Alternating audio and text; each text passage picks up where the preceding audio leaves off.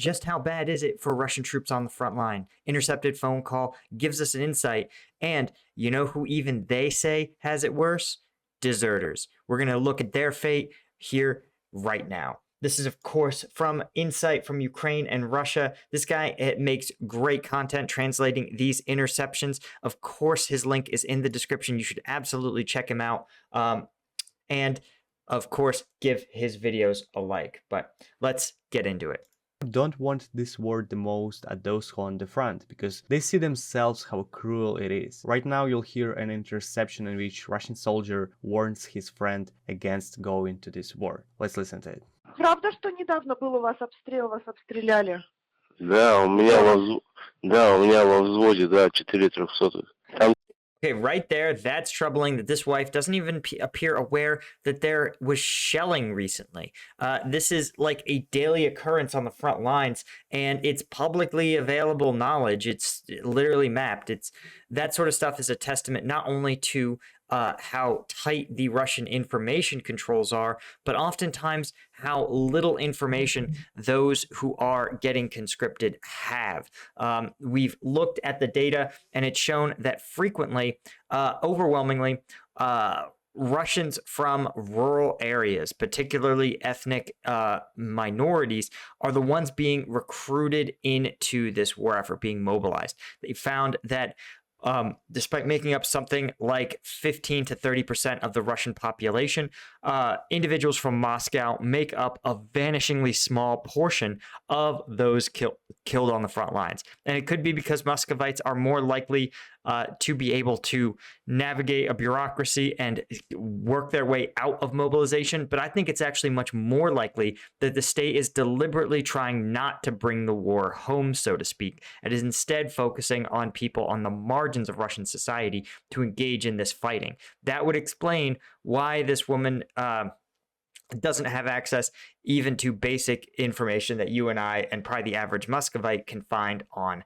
the internet. The holidays, the time for families to get together and tolerate one another. But that means that everyone is under the same roof and under the same Wi-Fi network.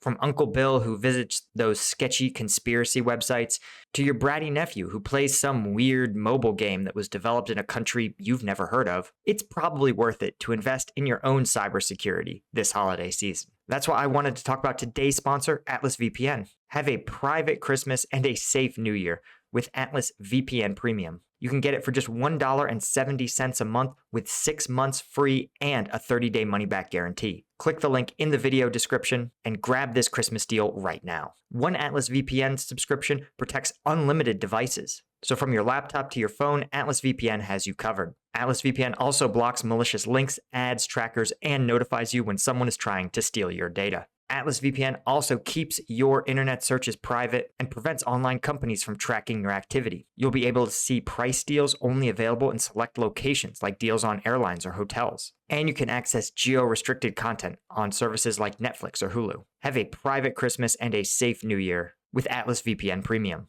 You can get it for just $1.70 a month with 6 months free and a 30-day money-back guarantee. Click the link in the description and grab this Christmas deal now.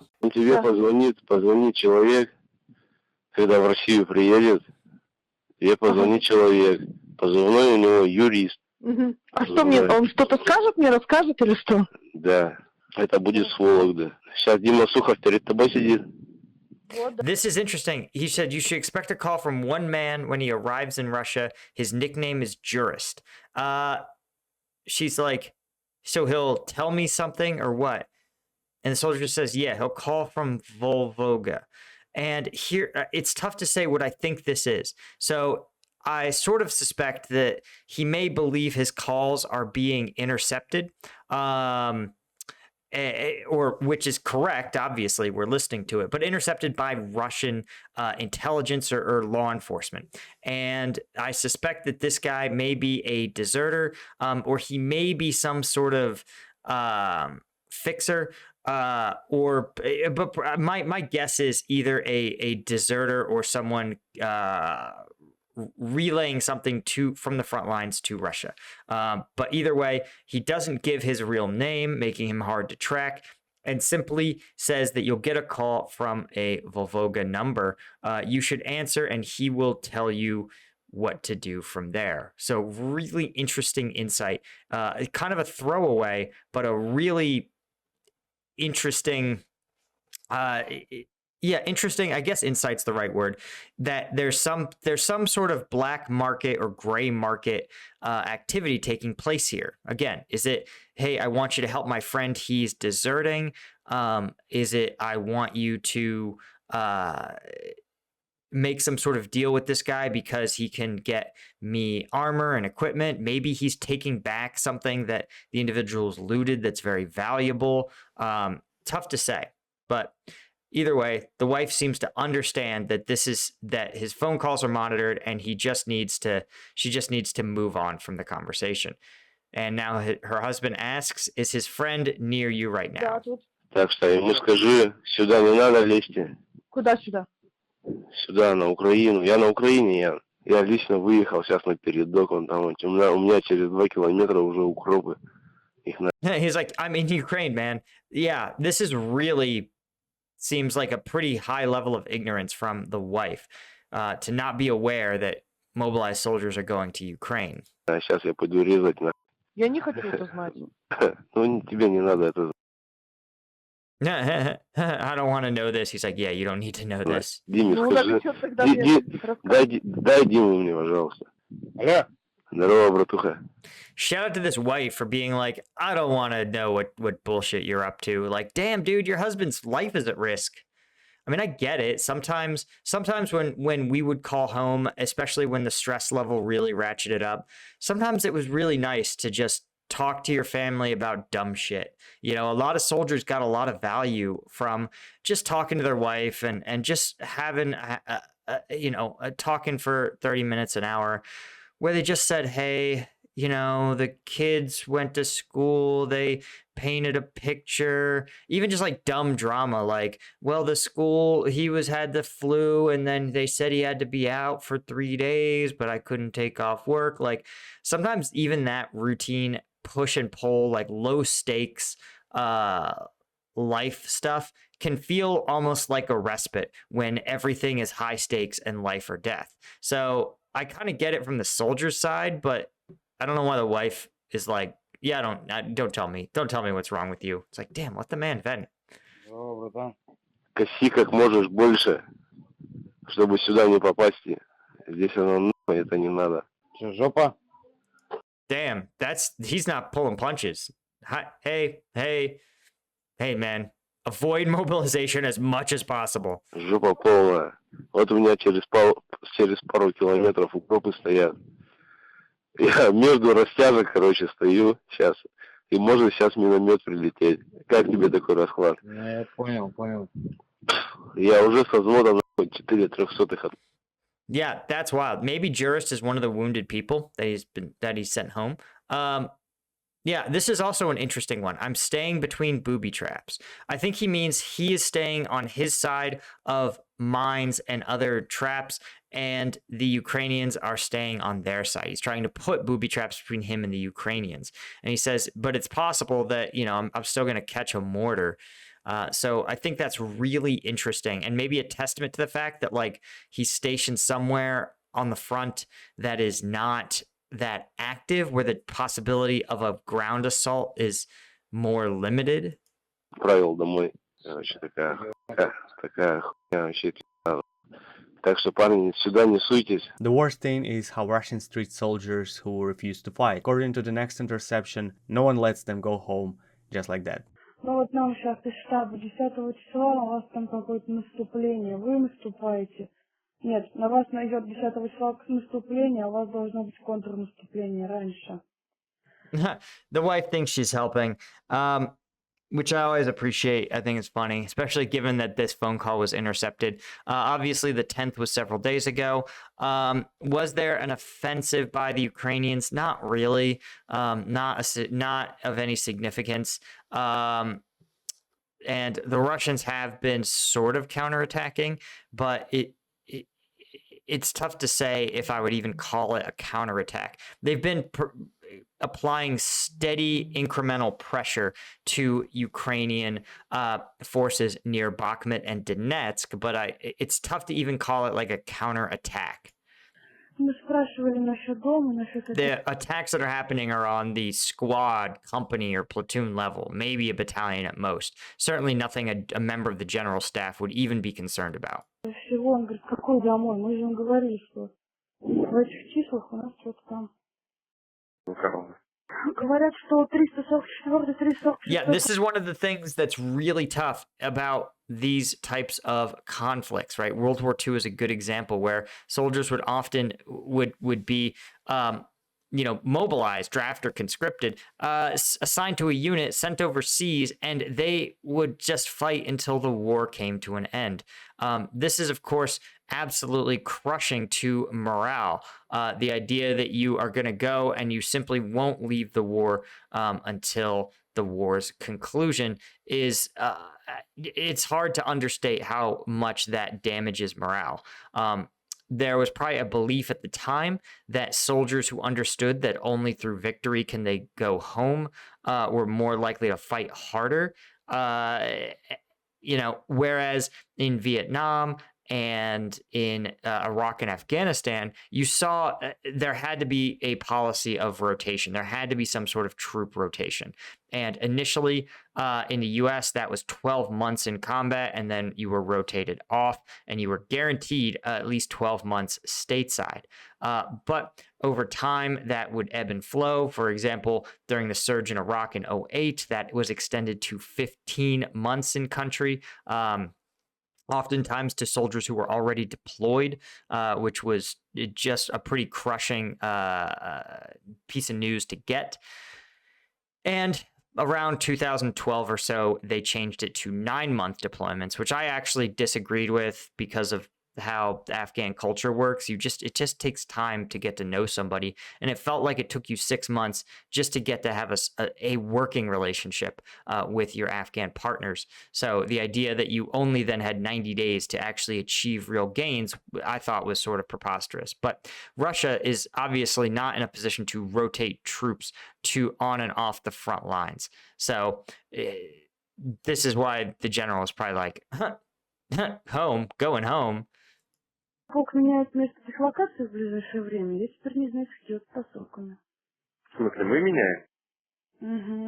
This is also insane that the wife has more information about what's happening than the soldier himself does. And this is a testament to the just utter failure of the chain of command, formal and informal. There are supposed to be ways to, learn of these things. For example, even if it's not officially ordered, a relocation like this will be preceded by orders to move equipment, will be preceded by phone calls, will be preceded by maps. And many of these general staff have enlisted secretaries, low-level couriers, all of which will see things. They'll say, oh man, the commander's been requesting a lot of maps of the Donetsk city area. I think we're being relocated.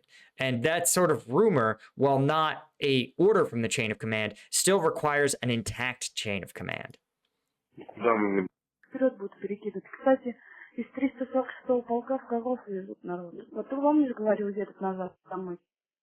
Ну, Нет, это те, кто сложили оружие. Помнишь, я тебе говорил, что они психанут сложили оружие, там они держали? Oh, she's talking about a neighboring regiment where they all laid down their arms and said they were were declared deserters. Или как они там называются. Ну, короче, кто отказался воевать, их везут сюда на боевое слаживание и потом на самую передовую контрактникам.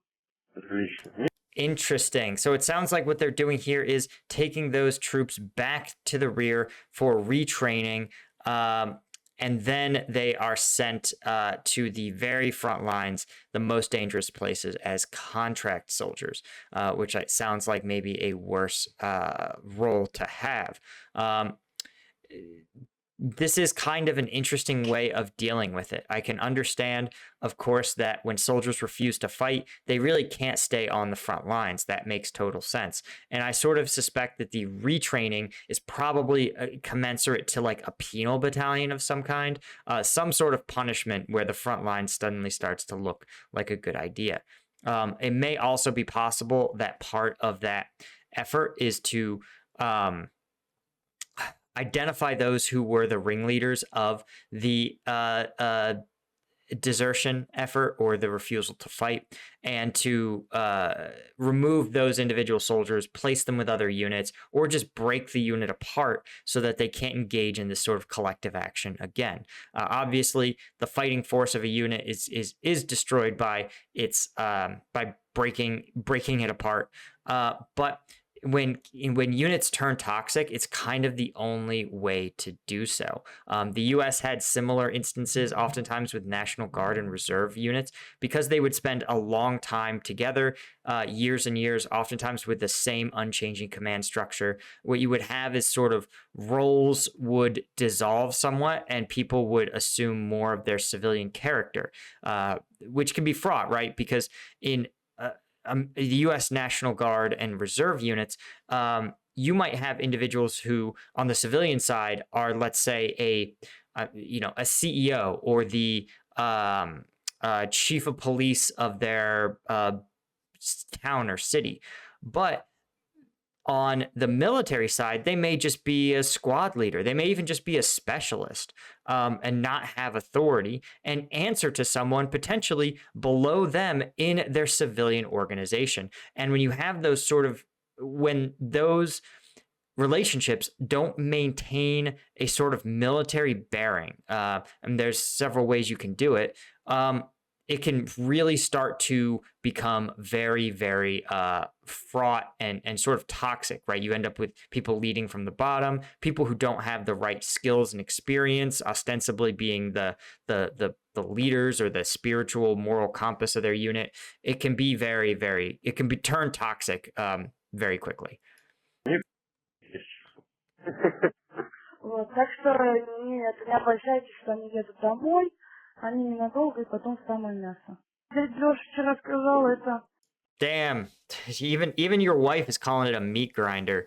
It's a bad sign, man. Молодец, он тебя, конечно, хвалит, он вообще там, он бешеных эмоций Какой там после план разговора. придумывает, как он и хотел. Он хотел тебя через контрактников.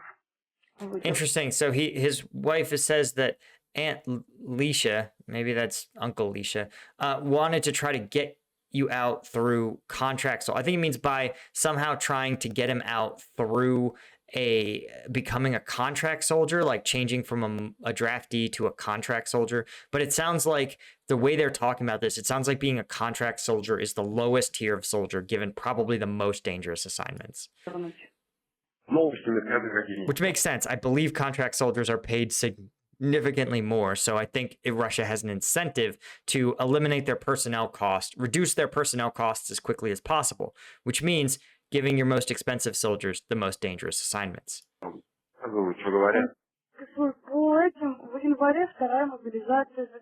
Yep, we've heard about this. Пожарников, милицию, плюс вторая волна гражданских идет. Guys, I've noticed that YouTube doesn't recommend my... So, okay, I want to point this out. Emergency services, firefighters, and policemen, as well as civilians. What I think is significant, first off, police obviously it's very common to see them drafted into military operations. And that's because they are almost already a paramilitary unit. They have a chain of command, they have firearms proficiency, they understand ideas about following orders and working in concert to achieve at times a dangerous objective. Firefighters, right, have a similar sort of organization, right? They're government employees. They sit on the top. They assume risk. So the belief is they can be converted more easily into soldiers, right? You don't need to instill a soldierly attitude or discipline. They already have that. You just need to give them proficiency on soldier skills like operating weapons or fire and maneuver, individual movement techniques, squad or platoon or even company attack. So there's a belief that this is better. And obviously in the US, it's more likely to go the other direction. Individuals get these values from the military and then easily adapt to becoming firefighters or police because they don't need to experience the identity change that is necessary to thrive in a high risk environment where that depends on group cohesion and collaboration. So obviously, I guess Russia has decided this can go in reverse. Insight, of course, talks about the fact that you should watch all his videos. I only do a small sample of all of his interceptions, and there's a ton of interesting stuff on there. I link always in the description below. And of course, thanks again to our sponsor, Atlas VPN. And I'll see you guys in the next one. Cheers.